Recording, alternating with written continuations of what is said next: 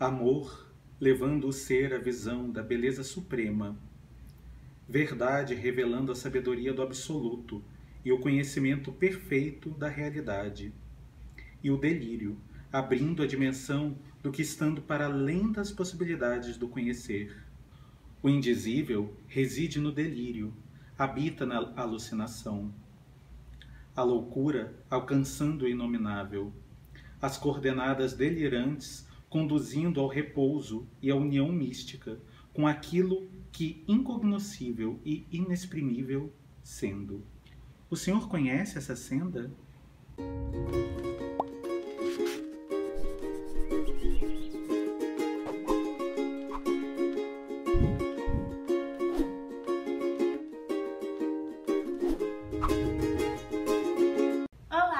Eu sou a Tami do Literatame e hoje eu estou com o Theo, que é autor do Trítonos, Intervalos do Delírio, para falar um pouquinho sobre o livro.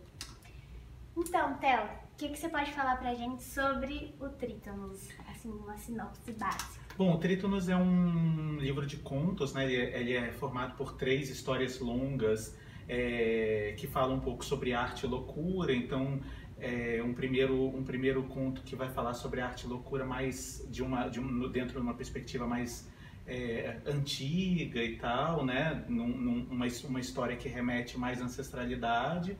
Tem um segundo conto que vai falar sobre a arte e a loucura da normalidade, né? Que é o Gritos do Açafrão. E tem um terceiro conto, o último, que é o Paisagens de Sal, que vai falar sobre... vai tecer também as interrelações entre arte e loucura, e aí a loucura como patologia, a dificuldade e também as descrenças nesse tipo de diagnóstico, né? Que você retira a normalidade do sujeito e fala que ele não é mais possível de gerir a própria vida e tal. Então são 3 livros que vão tratar desse tema de arte e loucura o tempo todo, entremeados por uma narrativa meio que costura essas outras 3 narrativas e, ao mesmo tempo, um pouco justifica os aspectos fantásticos, um pouco fantásticos, que às vezes aparecem em algumas das histórias, né? Muito legal. Então agora eu tenho umas perguntinhas básicas pra te fazer. Esse é o seu primeiro livro em prosa? É o primeiro. Você já escrevia poesia, né? Isso. Certo. E aí ele foi publicado pela editora Patuá e tá lindo. Esse livro é muito bonita a capa. Eu não sei se vai dar pra ver direito, mas depois eu tenho uma foto no Instagram. E quanto tempo levou pra você escrever esse livro? Eu levei mais ou menos uns 8 anos para escrever o Trítonos, né? O primeiro conto. Na verdade, ele era um projeto anterior, que eu tinha a ideia de fazer um livro que tratasse das 6 artes da antiguidade. Então, a antiguidade, as artes eram as artes do som, né, a música, as artes da palavra, a literatura, a arte do movimento, que era o teatro barra dança, e o que a gente chama de artes plásticas eram 3 artes para os antigos, porque tinha a arte da cor, que era a pintura, a arte da forma, que era a escultura, e a arte do espaço, que era a arquitetura, né? Então, de uma certa forma, o último conto, inclusive, fala dessas 3 artes, né? E eu já tinha um texto, eu tenho, ainda preciso revisar de novo e ver onde que isso vai caber, mas eu já tinha um texto que falava sobre teatro. Ele não tinha o mesmo elo narrativo, o mesmo estilo que tem nesse livro. Ele é até um texto um pouco, por isso que eu acho que eu preciso revisar, ele é um texto um pouco mais cru, assim, né? Mas eu tinha esse projeto. E aí, ao escrever os contos, principalmente o segundo conto, que eu tive que me debruçar sobre música, e aí surgiu... Gente, o segundo conto é maravilhoso. Toda vez que eu falar dele, eu vou falar que é maravilhoso. E aí surgiu, inclusive, o nome, né? Porque eu comecei a estudar um pouco sobre música, e aí o trítono é um intervalo importante dentro da música, principalmente dentro do tonalismo.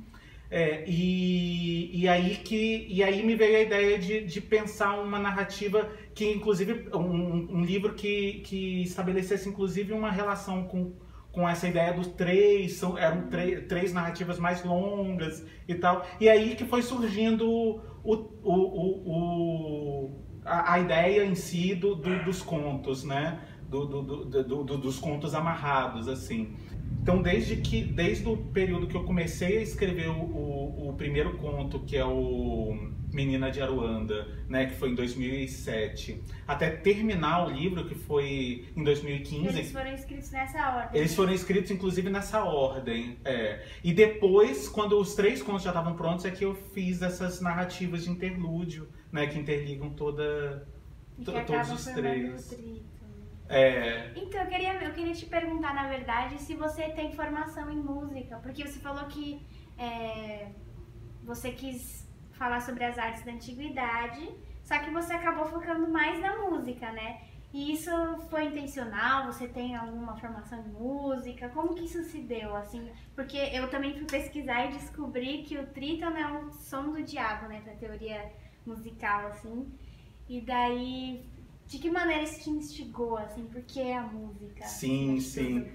Eu, apesar de não ter uma sólida formação de teoria musical, eu, por exemplo, brinco que eu sou analfabeto funcional em música. Eu até consigo pegar uma partitura, saber mais ou menos o que está escrito, mas eu sou incapaz de solfejar, por exemplo. Mas eu já cantei em coral, eu toco violão um pouquinho, eu conheço um pouco de música, um pouquinho, né, assim. E quando eu estava escrevendo o Gritos do Açafrão, eu acabei indo pesquisar um pouco de teoria musical e principalmente a leitura do Som e o Sentido, do Wisnik, que é um livro em que ele trata um pouco da formação e da crise do sistema tonal.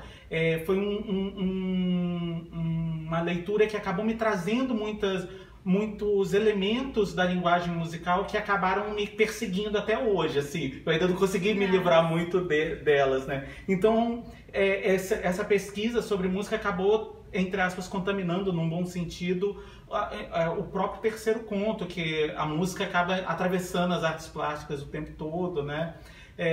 E ao mesmo tempo eu sou apaixonado por música, então eu ouço música o tempo todo, eu pesquiso sobre música muito, leio muito sobre música. Até hoje. Até hoje, Então isso acaba me perseguindo bastante num sentido positivo, né, da própria criação poética, da própria criação literária.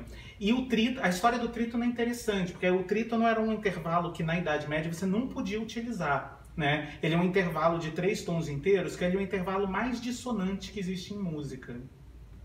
De todos os intervalos, aquele que é mais sonante, isso é fisicamente comprovado, porque a razão entre uma frequência e outra é muito ímpar, então elas nunca se encontram. E dentro do tonalismo, ele é exatamente aquilo que vai afirmar o tom, né? Você precisa do trítono para resolver esse trítono na tonalidade fundamental, isso um pouco de teoria musical, né? Só que na Idade Média não era assim. Era um intervalo que você tinha que evitar a todo custo. Por quê? Porque ele era chamado diabolos em música. Diabolos não é o diabo, significa confusão, mas era um intervalo que você não podia executar exatamente porque era um intervalo que evocaria o demônio, né? Era um intervalo para evocar o demônio, era o trítono, assim. Então, eu acho muito curioso, assim, interessante a maneira como você transformou esse som do diabo, que seria a confusão, justamente nos intervalos de um delírio. E achei isso muito bacana, só pontuando. No primeiro conto, uma coisa que já me interessou muito, assim, que eu fiquei curiosa para saber, foi... tem muita menção à religião, a rituais religiosos. E eu queria saber se você estudou isso para escrever o conto, se você já tinha também um interesse nisso prévio e acabou entrando ali, como é que foi essa? Não, eu acabei estudando mesmo, foi até interessante, eu brinco que todos os contos que estão aí são mais ou menos autobiográficos. Sério? Depois eu posso até contar isso. Mas o que aconteceu?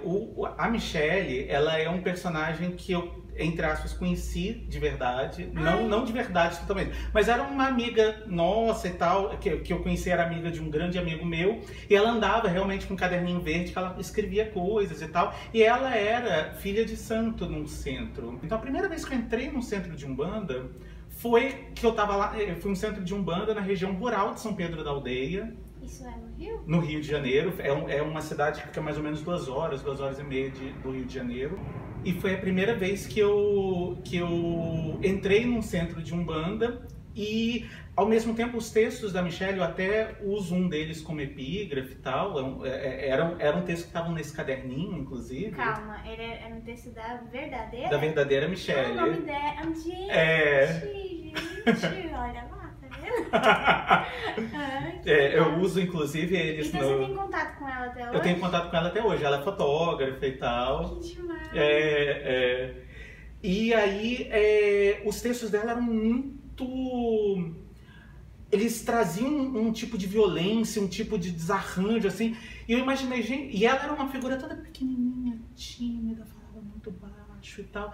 E aí era um contraste, uma pessoa tão...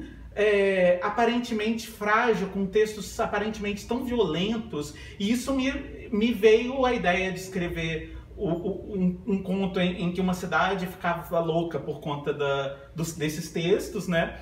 E ao mesmo tempo acabou que aquele elemento, né? Eu nunca tinha entrado no centro de Umbanda. Você entra no centro de Umbanda, você vê velhinhas que mal conseguem andar, de repente, quando estão incorporando uma entidade, começam a dançar de um jeito que você fala, hã? O que está acontecendo? Né? E ao mesmo tempo era algo que hoje em dia eu conseguiria ler melhor, mas eu não tinha ideia de que entidades eram aquelas, eu não conseguia ler o que estava acontecendo. Era engraçado, porque era tudo muito bonito, mas ao mesmo tempo de uma leitura, na época, quando eu fui nesse centro, muito difícil.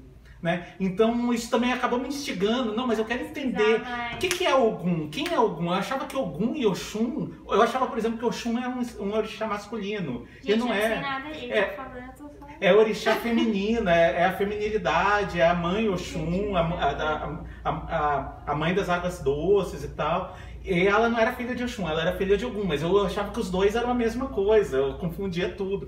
Então eu acabei tendo que mergulhar um pouco e aprender, né, assim, para poder usar. Eu fingi que sabia ali pra... Ótimo, ficou muito bom mesmo.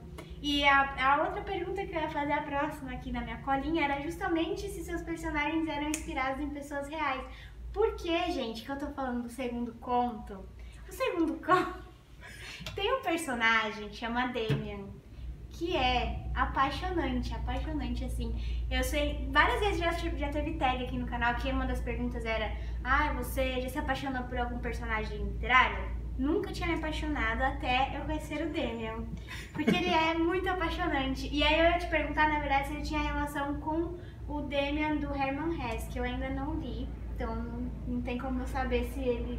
Mas eu também queria saber se pelo menos as protagonistas dos contos foram inspiradas em pessoas reais.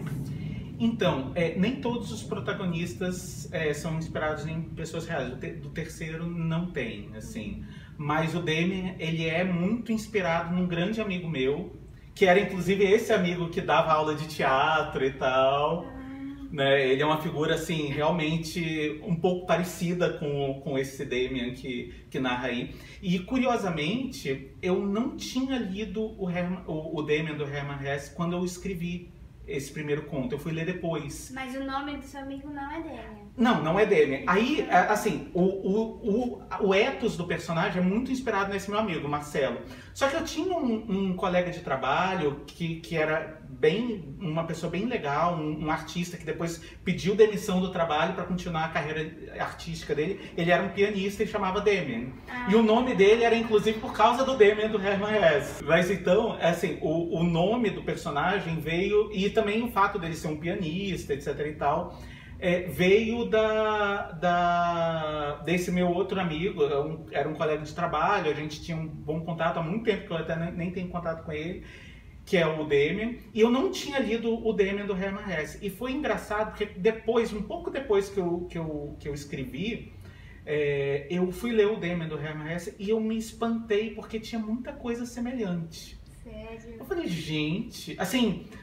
claro, o Damian é um personagem um pouco mais complexo porque é um romance, então tem muito mais, né, espaço pra você... E até eu não li, mas eu sei que ele é super emblemático, né? Tanto que eu vi o nome ali, eu já na hora pensei que tinha uma associação. Tem associação indireta, porque o nome vem de um amigo cujo nome era por causa do personagem, né? Mas não é um personagem que, num primeiro momento, desejasse remeter ao Damien, mas eu acho que talvez até por uma ideia talvez de inconsciente coletivo remete, né? E só uma curiosidade, essa história que acontece com o Damien de reclamarem da comida dele aconteceu de verdade. Por isso que eu brinco Com o Marcelo? com o Marcelo. Ele tava lá em casa e ele tava fazendo uma comida. Eu tinha acabado de comprar açafrão, por isso o nome do conto. Tava lá em casa ele e uma amiga minha e eu, enfim, era durante a semana, eu tinha que dormir razoavelmente cedo, a gente não dormia cedo, mas assim, eu tinha 1 hora para acordar o dia seguinte e ir pro trabalho, né? Então eu tava com sono e tal, e o Marcelo muito noturno e tal. E eu fui dormir, o Marcelo foi cozinhar e tal. E de repente eu ouço um barulho gigantesco, acordo muito, muito, muito puto, né? Porque, poxa, 3 horas da manhã, não era 3 horas da manhã, nem sei que horas que era. Era madrugada. Mas era madrugada, alta madrugada, aquele barulho. Aí eu saí assim, e os dois sentados na cama com a cara muito sem graça. Poxa, gente, vocês estão fazendo muito barulho, daqui a pouco os vizinhos vão reclamar. Eu, Marcelo, já reclamaram. Reclamaram? Mas tá vendo, vocês estão fazendo barulho. Ele, não, mas eles não reclamaram do barulho, eles reclamaram do cheiro da comida. E agora eles vão começar a reclamar do barulho. Aí deitei. Eu falei, vê se fica em silêncio. Deitei. Aí sabe quando... Não, isso é uma história, isso é uma história. Não, e pra mim isso é tipo meio um realismo mágico que aconteceu. O que aconteceu? Gente, que coisa. Eu falei, o realismo mágico é só um exagero da realidade, né? E eu falei, gente... Aí eu levantei, o Marcelo disse que eu tava com a cara de sono, com o cabelo arrepiado, com aquela cara... gente, isso dá um conto. Aí saí correndo, peguei um papel e aquela parte da descrição do cheiro, como 1000 correntes, eu escrevi, tem inclusive o original. Outro dia eu postei, assim, uma foto desse original, que eu comecei a escrever, eu falei, gente, isso dá um conto. Aí eu escrevi, não sei o que, e fui dormir, claro. E aí levou muito tempo pra isso virar o conto que é, né? Não, e é incrível o modo com que você, que acho que é uma das características que mais impressionaram no livro, o modo como que você faz essa mistura de sentidos, né? Tipo, sinesteticamente, assim, vai tudo...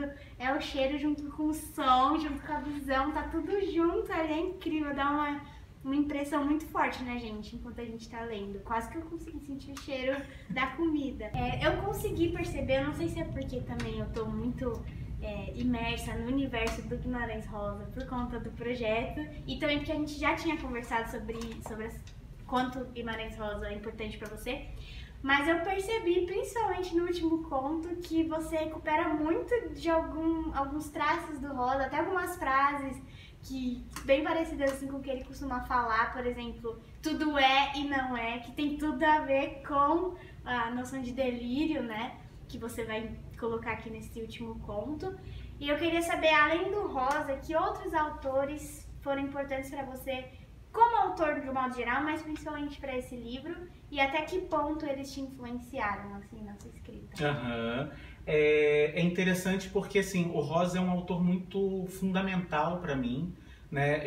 Tirando os 2 livros que foram publicados após a morte dele, que eu ainda não li, mas eu vou tentar ler junto com o canal.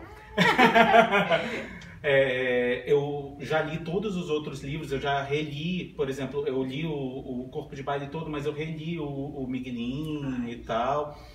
E a linguagem do Rosa é algo que está muito próximo a mim, ao mesmo tempo muito distante. Eu nunca imaginei conseguir reproduzir aquela linguagem. É uma linguagem muito idiosincrática, muito única, né?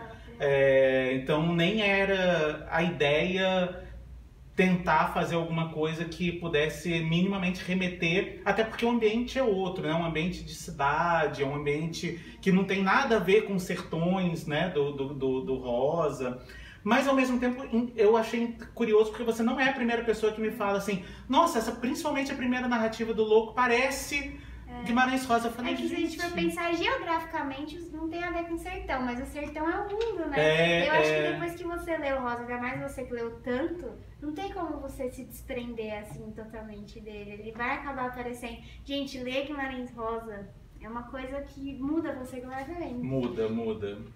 E aí, não é a primeira pessoa que fala. Não foi a primeira pessoa que me falou isso. E eu acho que talvez, isso talvez se deva um pouco também ao fato de que que no último conto tem 3 narrativas que são 3 loucos falando, né? Então há uma quebra de linguagem, né? Não é a linguagem da narrativa, não é a linguagem normal com a qual a gente se expressa. É uma linguagem que tenta emular algum tipo de delírio. Então, uma linguagem... tira nosso fôlego. Como leitor, parece que você tá... Ai, que bom. Parece que você tá ali mesmo, juro, é impressionante. Então, talvez essa questão de ter uma linguagem um pouco diferente, talvez possa remeter um pouquinho, porque o Rosa faz isso o tempo todo, né? No Grande Sertão, então, é algo que aparece, né? A cada frase que você esbarra e tropeça, você vê uma possibilidade mil de poética, de um trabalho poético com a linguagem que é muito forte, né? No Corpo de Baile também tem isso, tanto que no início do Corpo de Baile é interessante que quando tem o sumário, ele coloca lá histórias, poemas e interrogação. Por quê? Porque aquilo ali pode ser um monte de coisa, né?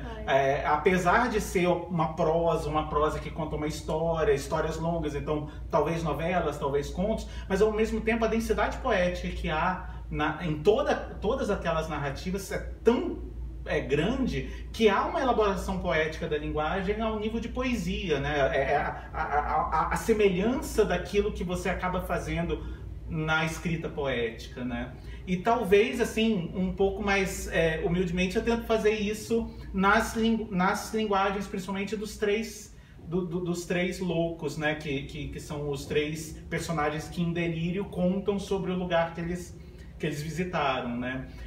Além do Guimarães Rosa, eu acho que aparece muito na minha escrita aí, nesse livro em específico, o Borges. Eu acho que o Borges é um autor que para mim é fundamental, assim, como leitor, é um autor que me formou como leitor e como escritor.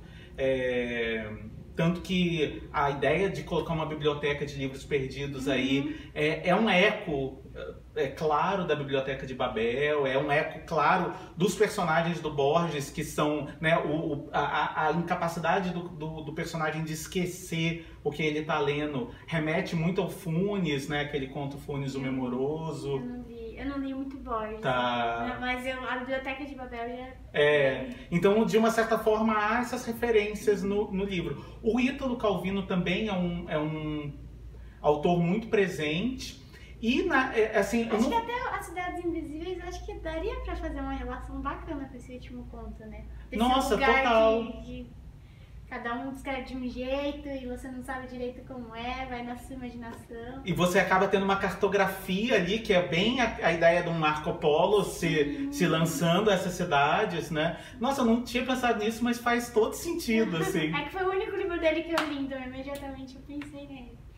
Inclusive, o sanatório de um dos loucos o nome do sanatório é tirado de um livro do Ítalo Calvino, em que ele descreve também um sanatório em Turim. Nossa, gente, esse livro é cheio de referências. Dá vontade de ler de novo, sabendo das coisas. Referência musical, referência histórica, referência literária, de religião. Essa última história, que é a que mais, né, prende a gente e até incomoda, porque é um fluxo que é difícil você acompanhar. Como ele falou, são três loucos descrevendo um local que os deixou loucos, né? E é o mesmo local, mas eles descrevem de modos diferentes, não só em relação a como seria o lugar, mas o modo mesmo com que eles vão falar a respeito daquilo. E eu queria saber se essa história é baseada em alguma informação real. Sim, sim. Algo muito importante nessa história é o lugar, né? O Palácio de las Artimanhas de Atacama é o espaço central em torno da qual toda a história gira, né? E a ideia de construir um lugar assim, de pensar uma história que girasse em torno de um lugar assim, me ocorreu quando eu visitei a oficina do Brenan, do Francisco Brenan, lá em Recife. É um lugar impressionante, porque era uma oficina antiga, um lugar, o Brenan, um artista contemporâneo e tal, que transformou a oficina de cerâmica da família dele antiga num ateliê de arte ao céu aberto. Então tem grandes quadros, tem jardins do Burle Marx, tem uma parte toda de esculturas e em cada parede que você olha tem várias referências literárias. Então tem textos do Cabral para ele, tem referências ao Borges, ao Gabriel Garcia Marques, o Cortázar. Realismo mágico, né? É, exatamente. E é muito ambiente do sim. realismo mágico ali naquele lugar, né? E nesse lugar tem, por exemplo, o que eu acabei transplantando para o livro, que é o local que se celebra as culturas perdidas da América Latina, né? Isso foi um lugar que, quando eu entrei, é um lugar que é um grande vazio, uma estátua de um líder, de um rei inca enjaulado e um patíbulo só. É um lugar tão nada e ao mesmo tempo tão impactante que, quando eu entrei ali, eu falei, gente, eu tenho que escrever sobre esse lugar. Eu ainda não sabia delirou. O quê. Eu acho que eu delirei. Eu tive um certo delírio, né? Então, de uma certa forma, eu acho que o lugar é muito inspirado nessa oficina do Francisco Brenan. Foi ali que eu tive o insight que eu queria escrever essa história. Não exatamente como ela tá, né? Porque eu não tinha muito ideia ainda de que história viria. Tão rápido assim, não dava, né? Mas eu já tinha essa ideia, assim, de escrever sobre um lugar que deixa todos que visitam esse lugar loucos, né? Foi ali, assim. Nossa, demais. Eu acho que eu não sei se eu saí mais louco de lá, mas talvez. Provavelmente.